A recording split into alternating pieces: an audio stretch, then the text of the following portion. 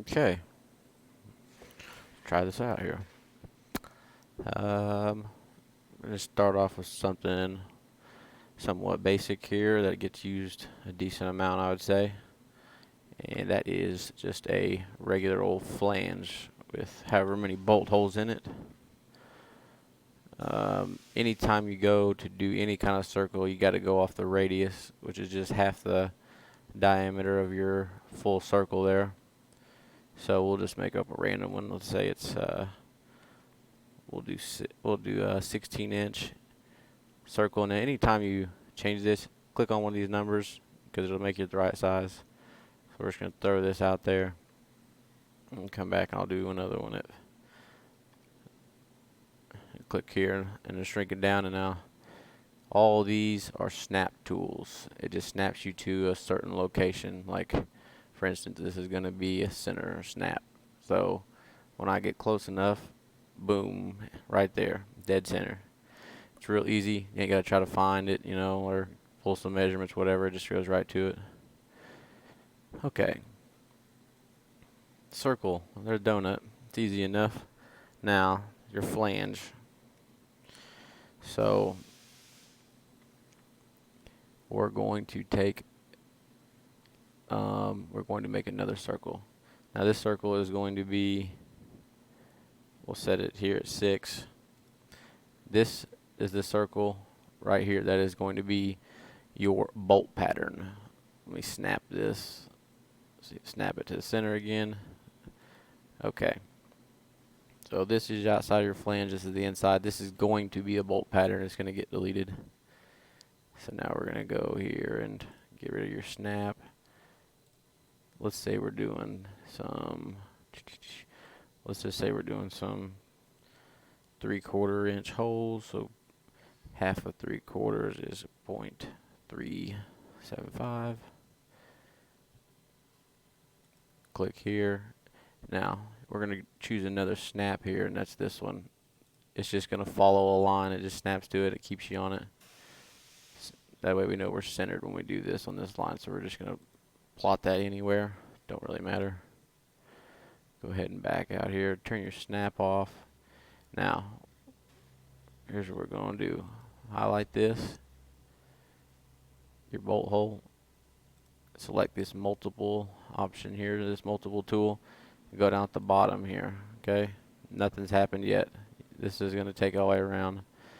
But you just have to go and click whatever circle you want, which is going to be this one. Okay. You're going to come here to this center mark. This is where it grabs it from. So now they're centered on that line. And from there you can add, it doesn't matter, you can add however many bolt holes there's going to be, and they're always going to be right because it spaces them out evenly. So they're always exactly right on the money. Go ahead and apply that. After you're going to apply it, I don't know why it leaves this very first one, but it does. So you always have to get rid of your first one and get rid of this ring here. And there's your flange right there. Not too bad. Let's see if I can find a part real quick to pull up. I'm going to go to graphics. Let's see what's in here. I doubt there's a flange to do. We'll just do this.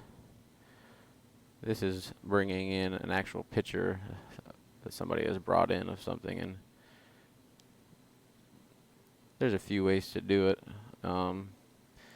This here, if photos are black and white, you can hit this, and it will make its own contours for you automatically, but in my experience, a lot of times they don't work out very good.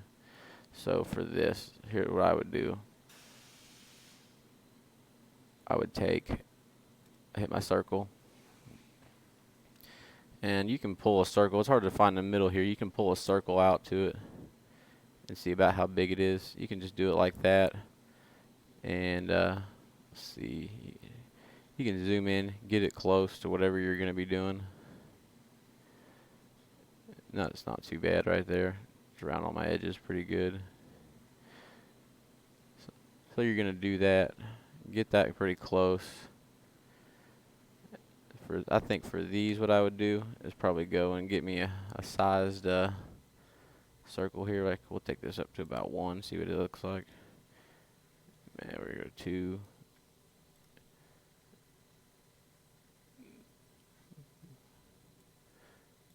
Just get it to where you think it's looking pretty good in there. We'll just go with this right here. So I'd put one here. I'd come down here and put one.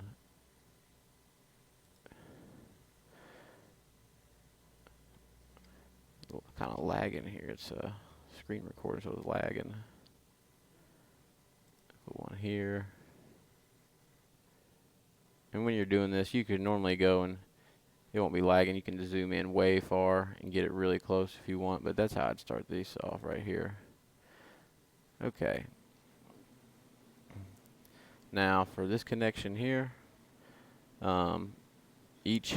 this circle has 4 endpoints. It's going to have one here, here, here, and here. Well, here they are. There's 1, 2, 3, and then there's 4 endpoints. So I was going to use my endpoint snap, but it's not. They're not quite lined up right. But this is the line tool. I'm going to go back to a contour, just any contour. Just bring it off to the side here. It's going to stay on your lines. Let's select that. And you can bring this line out past it. It doesn't matter. It's going to get deleted. Do this. Do it like this. You're just tracing your lines is all you're doing. Same thing. You're still just tracing your object. Okay. I'm not going to do it for all of them here. I'll just show you some of these example. Actually, I take that back. I will go ahead and do them all because it's going to matter. It will for sure matter whenever you get to the end because we have to scale it down to the size. Do this.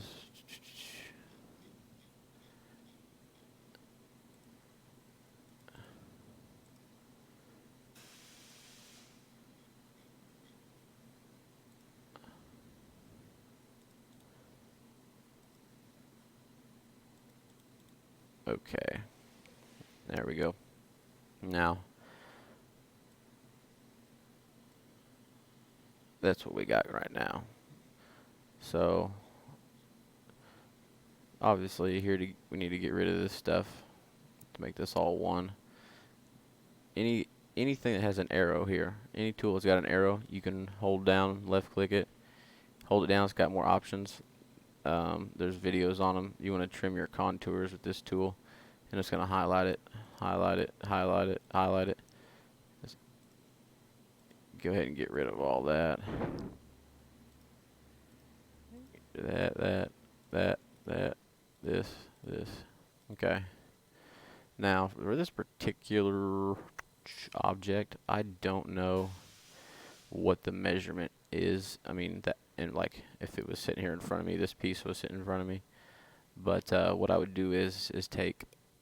I always try to take your widest measurement. So if I actually had to do it, I would take it and go with my tape measure. I would take it in real life here and just pretend this is a tape measure. I would pull a measurement. It says 40. That's not even close to what it is, but pull a measurement what it actually is. Okay. What I'm going to do, I'm going to rotate this. I'll show you why in a second. I'm going to rotate this on around.